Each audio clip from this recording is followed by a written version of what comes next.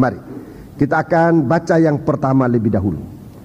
Tolong kita baca secara keseluruhan ayat 1 sampai dengan ayat yang ke-10. Dalam Bible Study ini kita akan banyak membaca ayat-ayat. Memang itulah sifatnya dari Bible Study. Kita harus buktikan dengan ayat-ayat yang tertulis di dalam Alkitab. Mari kita membaca ayat pertama. Lalu aku melihat seekor binatang buas keluar dari dalam laut, bertanduk 10 dan berkepala 7. Di atas tanduk-tanduknya terdapat 10 mahkota, dan pada kepalanya tertulis nama-nama hujat. Ya, tempat yang banyak air atau dari dalam laut. Saudara-saudaraku, dalam Fatsal yang ke-18 itu, Fatsal yang ke-17 itu disebutkan bangsa dan rakyat banyak dan kaum dan bangsa. Jadi sesuatu gerakan yang timbul dari masyarakat. Buas, benar-benar buas. Di sini disebut dari dalam laut, tapi perkataan laut ini adalah bahasa Alkitab.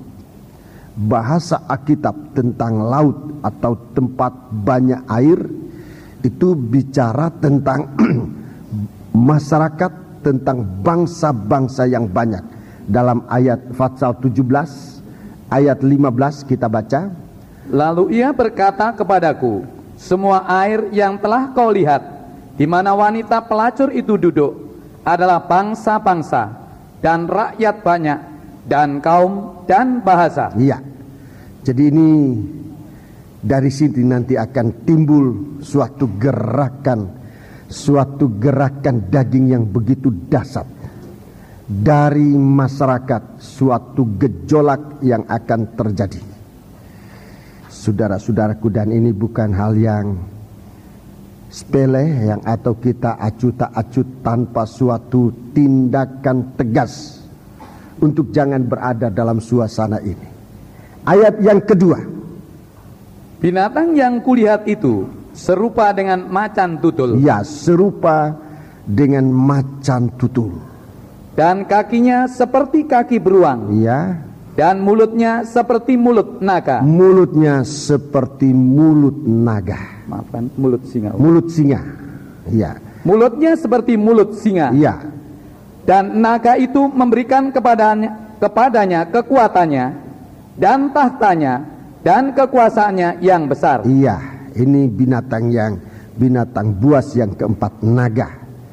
Naga melengkapi binatang buas ini dengan kekuatan, dengan tahta, dan dengan kekuasaannya.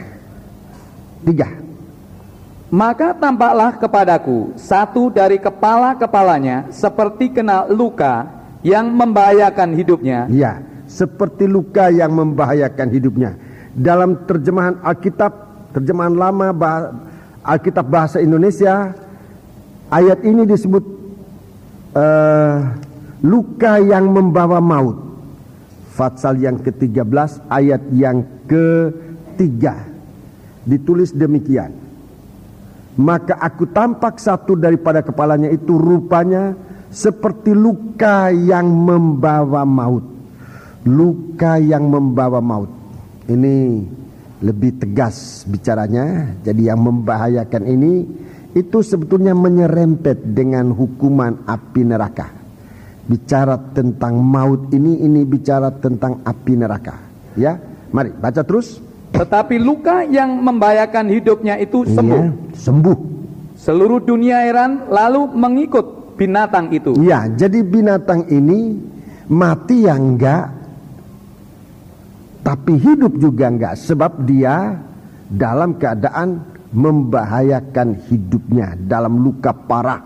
Terus, dan mereka menyembah naga itu, iya, karena ia memberikan kekuasaan kepada binatang itu. Dan mereka menyembah binatang itu sambil berkata, iya, perhatikan, siapakah yang sama seperti binatang ini? Siapakah yang sama seperti binatang ini? Dan siapakah yang dapat berperang melawan dia? Ya, ini saya mohon kita perhatikan dan Biar malam ini kita akan berbicara banyak tentang ini. Siapakah yang dapat berperang melawan dia?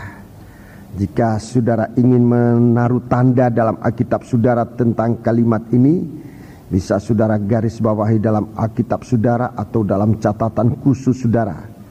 Siapakah yang dapat melawan atau berperang melawan binatang ini?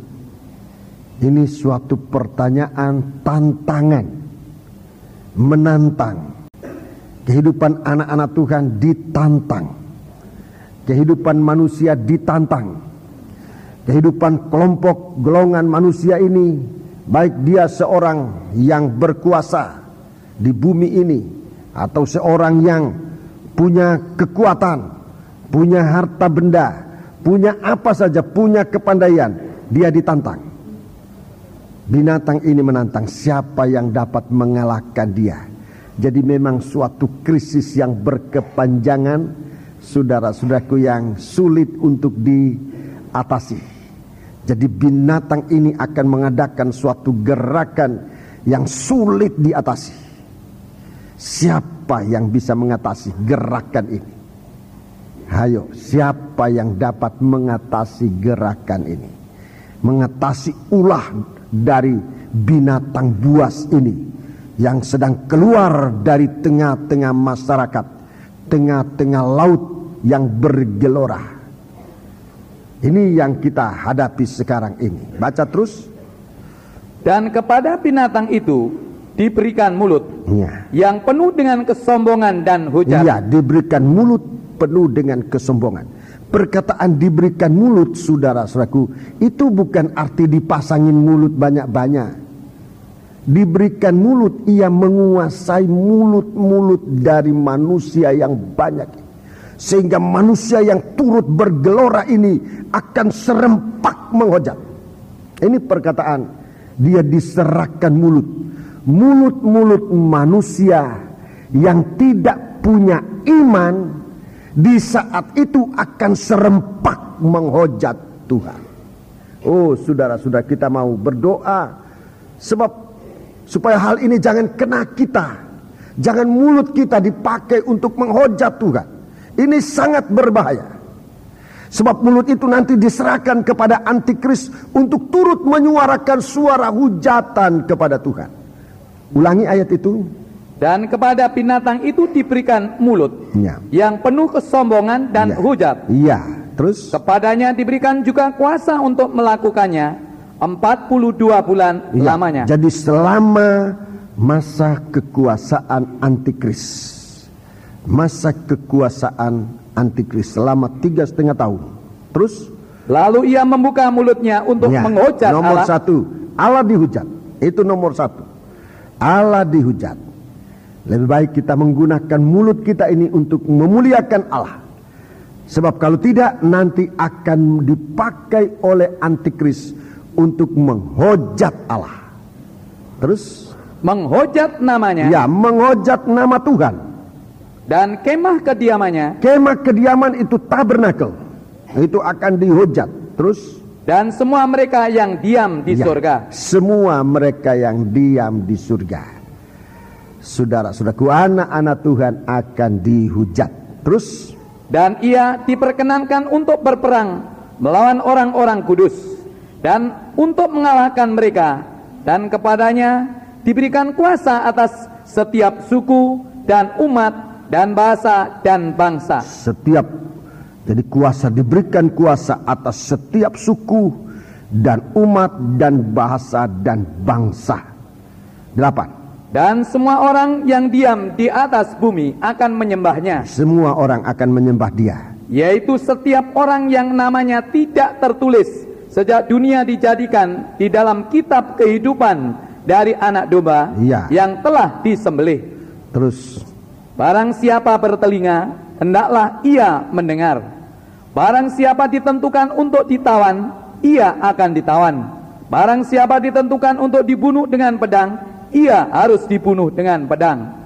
Yang penting di sini ialah ketabahan dan iman orang-orang kudus. Iya, orang-orang kudus yang ketinggalan, yang mempunyai firman dan kesaksian Yesus, tetapi belum sempurna pada penyembahan. Penyembahannya belum sampai pada perobekan daging sampai daging tidak bersuara lagi. Dan ini saudara-saudaraku suatu perjuangan yang kita sedang adakan di hari-hari ini. Dalam kita beribadah kepada Tuhan, jangan ibadah kita untuk membuat daging ini hidup tanpa sadarkan diri dengan kemewahan dan dengan kesegaran dunia ini. Tapi biar ibadah kita merupakan ibadah yang ditandai dengan salib, dengan korban Kristus. Ini ibadah yang berkemenangan. Waktu bangsa Israel keluar dari negeri Mesir, mereka menang oleh karena mengutamakan ini. Mengutamakan ini. Firaun selalu menghalangi, jangan sampai bangsa ini keluar. Tetapi kalau bangsa Israel ini berbicara kepada Firaun, mereka tidak ragu-ragu untuk menyebutkan, kami mau pergi berbakti kepada Allah kami. Kami mau pergi berbakti kepada Allah kami. Kita anak-anak Tuhan banyak kali malu bicara tentang mau pergi berbakti. Padahal ini kekuatan kita. Memang rasa malu ini ditanamkan oleh setan di dalam daging, untuk tidak mengaku sebagai orang Kristen, bahkan cenderung untuk gampang melepaskan hanya karena sesuatu hal, hanya karena kedudukan, hanya karena liwat suatu pernikahan yang dibuat oleh manusia itu sendiri, atau karena sesuatu hal kita tidak mengaku bahwa kita anak Tuhan. Apalagi untuk mengaku hari ini saya tidak bisa ikut undangan saudara karena saya ada dalam kebaktian. Ini banyak kali kita korbankan kebaktian, gampang saja kita korbankan kebaktian, tanpa mengetahui bahwa sebenarnya itu adalah kuasa Allah yang Tuhan berikan kepada kita untuk kita berpegang, supaya kita benar-benar dalam suatu kekuatan. Bangsa Israel setiap kali menghadap Firaun, dia bicara ini, kami mau pergi ke padang belantara untuk beribadah. Sampai akhirnya Firaun dia katakan, boleh kamu pergi. Tapi atau sebenarnya mula-mula dikatakan jangan kamu pergi. Kalau mau beribadah bisa saja beribadah di negeri ini. Di negeri Mesir kan bisa beribadah. Jadi satu ibadah yang tidak dalam satu konsentrasi yang kuat. Satu ibadah di tengah-tengah bangsa Mesir yang tidak menerima Tuhan. Dan bangsa Israel katakan, kalau kami berbakti di sini, kami nanti dilemparin batu sama orang-orang Mesir ini. Jadi lemparan batu bukan baru sekarang, sejak dulu. Sejak dulu di negeri Mesir. Tetapi itu tidak untuk mengendorkan kegiatan anak-anak Tuhan beribadah. Kami mau pergi. Boleh pergi, tapi tidak usah jauh-jauh. Tidak usah jauh-jauh. Kami mau pergi, ada ukuran jauhnya. Tidak diukur dengan kilometer, tidak diukur dengan mil. Kami pergi berbakti 3 hari jauhnya. Ini ukurannya. 3 hari itu pengalaman kematian dan kebangkitan yang pernah dialami oleh Yesus. Itu ukuran jauhnya kebaktian kita. Sejauh perjalanan 3 hari ke padang belantara. Sejauh perjalanan 3 hari ke padang belantara. Perjalanan bangsa Israel itu adalah perjalanan mereka berjalan kaki. Itu zaman dulu. Kalau zaman sekarang, perjalanan 3 hari, orang-orang sekarang sudah pakai pesawat. 3 hari perjalanan kira-kira sejauh mana itu? Saudara yang biasa terbang-terbang, kalau 3 hari terbang terus menerus, sejauh mana itu? Lebih dari bumi rasanya itu ya. Dari sini ke Amerika tidak sampai 3 hari itu. Berapa hari aja itu? Berapa jam? 20 jam. Nah, 36 jam. Jadi kira-kira lebih dari bumi. Perjalanan jauh sekali. Jadi di luar hitungan kemampuan manusia. Di luar jangkauan kemampuan manusia. Suatu perjalanan yang hanya ada dalam jangkauan kemampuan Allah. Tuhan mau membawa kita sejauh itu sampai setan tidak dapat melihat, yaitu di tempat di mana darah Yesus dicurahkan. Di tempat sampai kita menjangkau kematian dan kebangkitan Yesus. Tempat yang ditandai oleh darah Yesus. Itu jauhnya. Jadi jangan ukur kilometer. Kalau kita ukur kilometer, wah di mana ya? Di bulan mana? Di bintang mana? Bukan itu. Suatu tempat di mana darah Yesus mungkin hanya beberapa langkah dari sini atau beberapa kilometer dari sini. Tapi kalau tempat itu adalah tempat dikuasai oleh darah Yesus, tempat itu tidak bisa dijangkau oleh setan. Di situ kita beribadah. Jadi suatu perjalanan yang ditandai dengan kematian bersama Yesus, bangkit bersama Yesus. Pengalaman itu merupakan ibadah yang nanti berhasil. Jadi bukan enak-enak daging beribadah yang enak-enak daging. Sekarang ini ibadah, sayang sekali kita hamba-hamba Tuhan membuat ibadah seringkali cenderung tidak kelihatan lagi ibadah, tapi cenderung kelihatan sebagai suatu kegiatan hiburan. Saya bicara ini tidak untuk mengecilkan, tidak, tetapi untuk saling mengingatkan. Ibadah ini punya ciri sendiri, yaitu ibadah yang ditandai dengan pengalaman mati bersama Yesus. Itu berarti ada sengsara, ada proses perobekan daging ini.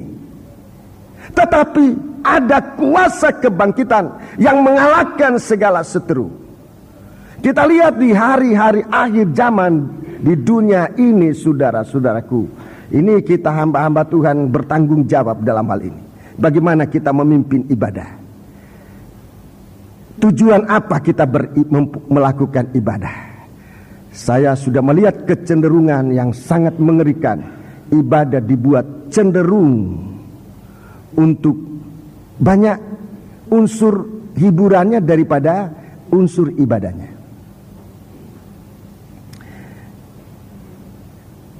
Kalau saya ngomong ini, saya tidak mau bicara orang lain, tetapi untuk koreksi dalam sidang jemaat ini.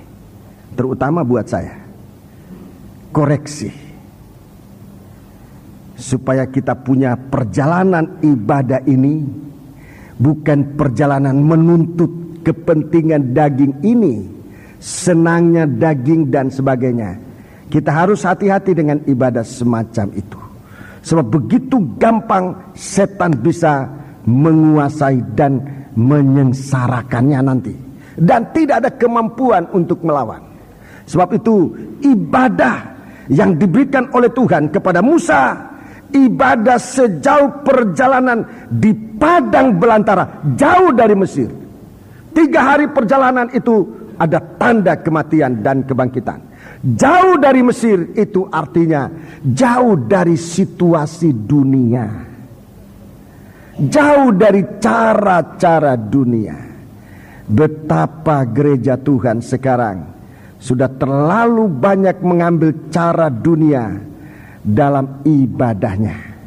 Ditakutkan di suatu waktu ciri ibadah tenggelam dalam ciri cara-cara dunia, mengadakan suatu gerakan atau suatu hiburan yang sedang diadakan di dunia, merupakan suatu pesta pora yang itu memang disenangi oleh daging.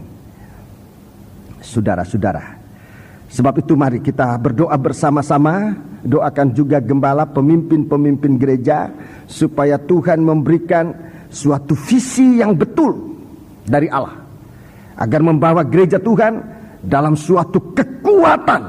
Sebab kita berperang, musuh kita tidak gampang, saudaraku. Kita lihat di sini musuh ini sudah dilengkapi oleh setan dengan kekuatannya. Dalam ayat yang kedua, naga itu memberikan kepadanya kekuatannya. Kekuatan setan itu manusia tidak mampu untuk melawan. Kekuatan setan luar biasa. Baru kepalanya sudah 7, kita punya kepala cuma 1. Pandai-pandainya kita, kepala kita cuma 1. Setan punya kepala 7. Tidak sebanding. Kalau kita mau berperang liwat pakai kekuatan akal kita, tidak sebanding. Dia punya akal 7 kali lebih kuat dari sepandai-pandainya manusia. Apalagi kalau kita ini memang tidak pandai.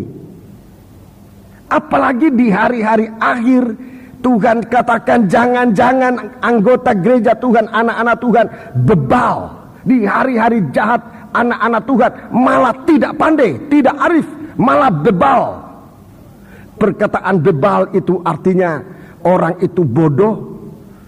Jadi perkataan-perkataan ini ditulis bukan hanya begitu saja, tapi supaya kita sadar, kita ini dalam ibadah adalah jalan untuk keluar dari pengaruh setan yang sedang merajalela dengan geramnya yang besar. Dalam Fatsal 12, dengan geramnya yang dahsyat, menggunakan segala akalnya, menggunakan segala kekuatannya, menggunakan segala sesuatu yang ada dalam dia. Dan di sini ditampilkan tahtanya, itu pusatnya dari segala akalnya iblis untuk menjatuhkan manusia ini. Jadi saudara-saudaraku, kita lihat yang penting di sini ialah ketabahan dan iman orang-orang kudus. Ibadah kita harus kita perhatikan di hari-hari ini. Perkataan yang tadi saya suruh taruh garis bawahi untuk kita perhatikan di sini, dengan melihat hebatnya antikris, tampilnya antikris, maka dari dalam ayat ini timbul suatu perkataan, dan dikatakan siapakah yang sama seperti binatang ini. Jadi seperti tidak ada tandingan, tidak ada lawannya, tidak ada tandingannya. Kemudian dikatakan siapakah yang dapat berperang melawan dia. Siapakah yang dapat berperang melawan dia. Kita mau perhatikan ini, saudaraku. Tampilnya yang begitu dahsyat ini. Kita ditantang. Kalau dengan ibadah main-main, ini benar-benar suatu ibadah yang tidak membuahkan hasil apa-apa kecuali hanya untuk membuka tempat atau peluang setan untuk menginjak-injak kita.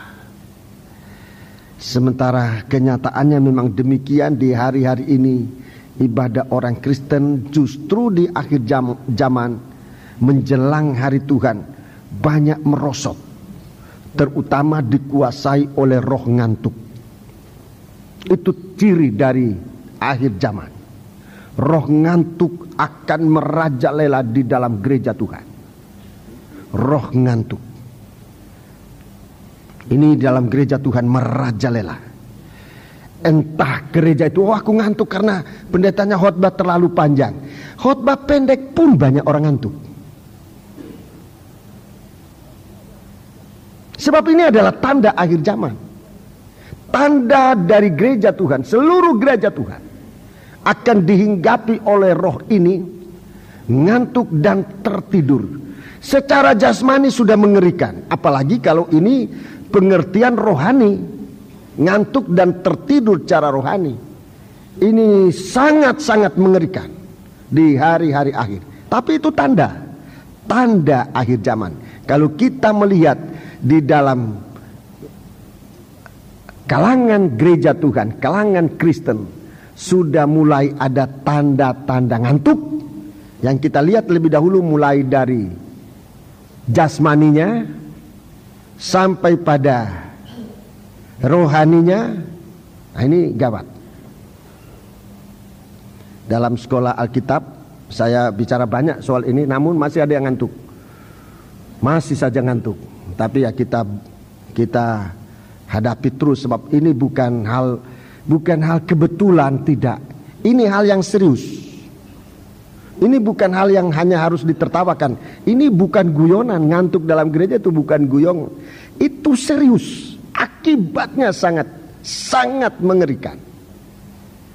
Jadi kita tidak bisa main-main.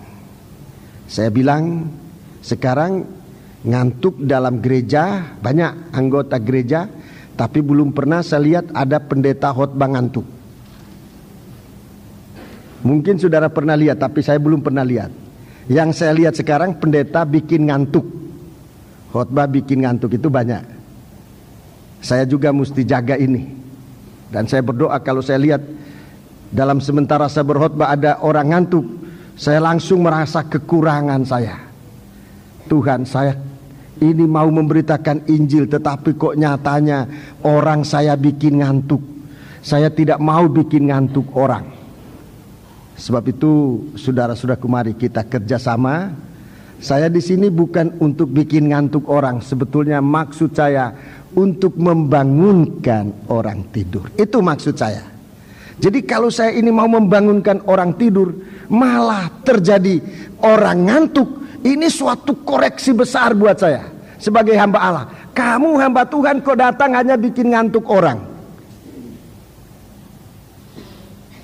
Mari kita sama-sama memeriksa diri kita untuk hari ini. Sebab kita ditantang. Setan sudah tampil, wujudnya nyata. Siapa yang bisa melawan dia? Siapa yang dapat berperang melawan dia? Apakah dengan orang ngantuk bisa melawan dia? Gak bisa. Apakah ibadah biasa-biasa dapat mengalahkan dia? Tidak bisa. Apalagi pelayanan kita yang seenaknya. Pelayanan seenaknya. Mau kebaktian ya kebaktian. Kalau agak sibuk, saudara-saudara ini hari tidak ada kebaktian, kita ganti hari lain aja. Ini kebaktian seenaknya. Bisa gampang aja ditukar, dibolak-balik jam-jam kebaktian itu. Seenaknya. Mau kebaktian sore, ini hari saudara-saudaraku kebaktian sore, nanti minggu depan kebaktian pagi. Jadi seenaknya, tanpa alasan yang tegas, yang cukup beralasan. Kita gonta-ganti kebaktian seenaknya. Ini saudara-saudara bukan gak boleh, boleh. Tetapi kalau tanpa alasan yang kuat, itu ada gejala kebaktian ini, kebaktian seenaknya. Dan itu sudah jelas tidak punya kekuatan, tidak punya kemampuan untuk melepaskan umat manusia dari cengkeraman binatang buas ini. Kalau ibadah begitu saja, lah buat apa ibadah?